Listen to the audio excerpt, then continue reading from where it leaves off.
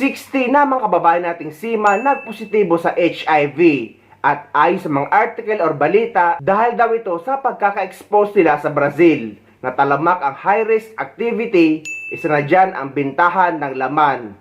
Kaya posibleng doon nila ito nakuha. Very alarming na balita. Ewan ko kung nabasa nyo na or napanood nyo na sa social media na may 60 seafarers na HIV positive. Nagkaroon sila ng surprise HIV test tapos nalaman nga na 60 sa kanila ang HIV positive. Paalala, wala po sa profesyon or specific group of people na pwedeng hawaan ito. Kahit sino, pwedeng tamaan. Kaya i-educate natin ang ating mga sarili tungkol sa sakit na ito. Actually, may nag-expose nga nito na isang kababayan din nating seaman or kabaro nila na ganito nga daw talaga ang kalakaran sa barko. Hindi naman natin pinapa-overthink ang may mga asawang seaman, pero eto talaga ang katotohanan. Ang kalakaran dito, $100 buong magdamag. $60 to $70 naman kapag short time. At kung full massage ang hanap mo, pwede na dyan $20 hanggang $30 mga idol. Cuneo Anchorage, Indonesia. Mga businesswoman, major in akyat barko. Papakyat yan sila dito sa barko namin. Dito sa Tabuneo, Indonesia mga idol, ang kurahe lang ang ginagawa ng pagka-cargo operation dito mga idol dahil mababaw, hindi pwede makapasok sa kanilang pantalan. Kaya dito sa Angkurahe, nag-aakyatan ng mga babae. Sila yung mga akyat barko dito naman sa Port of Tabuneo, Indonesia. Hindi naman puerto. Angkurahe lang kami mga idol. Hello! Hi. Ako ang naka-duty ngayon mga idol, kaya sinalubong ko na sila. Welcome on board. Apat, hello, welcome on board. Hi. At syempre, sinamahan ko na rin papasok ng akomodasyon. Dito mga idol, kung hindi ka marunong mag-control sa sarili mo, ay siguradong ubos ang ipon mo. Ang kalakaran dito, $100 buong magdamag. $60 to $70 naman kapag short time.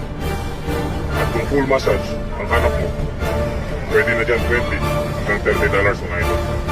Moments later. Bagong grupo na naman ng mga kababaihan ng umakyat ng gangway, mga kabayan, mga kabaro. Boy, nako, delikado yung ginagawa nila na yan. Diba? Mahirap talaga maghanap buhay mga idol. Ano mo, nakikipagpatintero yung isa sa baba. Ay, nako. Ang hirap maghanap buhay. Nako, takot na mga idol, oh. Anong klase, no? Naging akyat barko pa ito. Natatakot din naman. Ay, Diyos mio. Diyan nga pala mga idol, yung nabanggit kong presyo kanina ay nagdidepende din yun sa itsura ng mga babae, no? Meron din 150, meron 130. Depende kung mabenta yung isang babae. At meron din mga idol yung lingguhan. Kung depende kung gaano kayo katagal mag-stay dito sa puerto, ay ganun din katagal ang babae sa inyo. Depende na yan sa pag-uusap nyo mga idol. Hey, dito pala ito! Di na makakyat yung isa? Ha? Cannot go up? Yes, Dangerous? 24 hours later. Ayun nga, at pagkatapos nilang magbigay ng serbisyo dito sa barko namin mga idol, ay hindi pa yan agad-agad uuwi sa bahay nila. Bababa lang yan dito at lilipat na naman yan sila sa ibang barko mga idol. Pag may bagong dating, doon na naman yan sila. Kung napapansin nyo, mayroon yan sila daladalang mga maleta o mga bagahe nila dahil mahaba din ang serbisyong ibibigay nila dito mga idol sa Angkurahe. Aabot din yan sila ng isang buwan. Isang buwan yan dito sila palipat-lipat bago sila uuwi o bago sila pupunta ng lupa mga idol. Lipat na naman sila ng ibang barko mga idol. Kung saan na naman sila mapapadpad. Pag may bagong dating, lipat. At may panibagong batch na naman nakaakyat.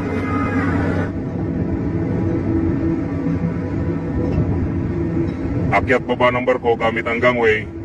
Minsan maswell ang dagat, minsan maalon.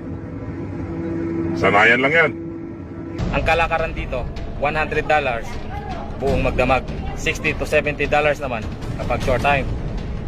At kung full massage ang hanap mo, pwede na dyan $20 hanggang $30 mga idol. Cuneo Anchorage, Indonesia.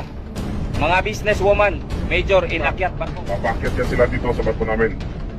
Dito sa Tabuneo, Indonesia mga idol, ang kurahe lang ang ginagawa ng pagka-cargo operation dito mga idol dahil mababaw, hindi pwede makapasok sa kanilang pantalan. Kaya dito sa Angkurahe, nag-aakyatan ng mga babae. Sila yung mga akyat barko dito naman sa Port of Tabuneo, Indonesia. Hindi naman puerto. Angkurahe lang kami mga idol. Hello, hi. Ako ang naka-duty ngayon mga idol, kaya sinalubong ko na sila. Welcome on board. Apat, hello, welcome on board. Hi, welcome on board. At syempre, sinamahan ko na rin papasok ng akomodasyon. Dito mga idol, kung hindi ka marunong mag-control sa sarili mo, ay siguradong ubos ang ibon mo. Ang kalakaran dito, $100 buong magdamag. $60 to $70 naman kapag short time. At kung full massage ang hanap mo, pwede na dyan $20 hanggang $30 mga idol. Moments later. May bagong grupo na naman ng mga kababaihan, ng umakyat, ng gangway, mga kabayan, mga kabaro. Hoy, nako, delikado yung ginagawa nila na yan. Diba? Mahirap talaga maghanap buhay, mga idol. Ano mo, nakikipagpatintero yung isa sa baba. Ay, nako. Ang hirap maghanap buhay. Nako, hindi. Takot na mga idol, oh. Anong klase, no? Naging akyat barko pa ito. Natatakot din naman. Ay, Diyos mio.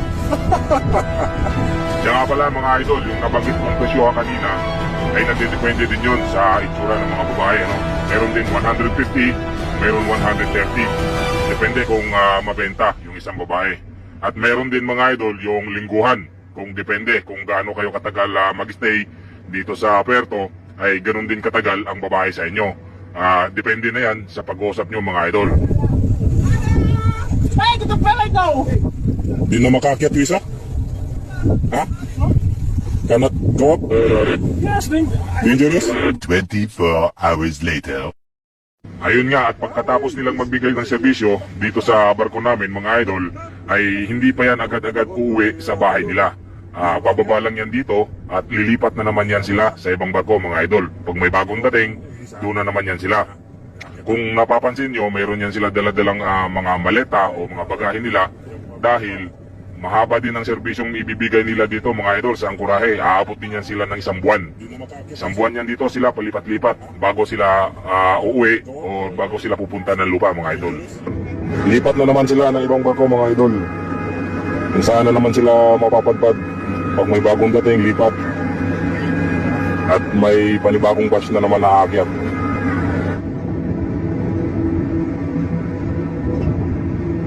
Akyat baba ng barko gamit ang gangway. Minsan maswell ang dagat, minsan maalon. Sanayan lang yan.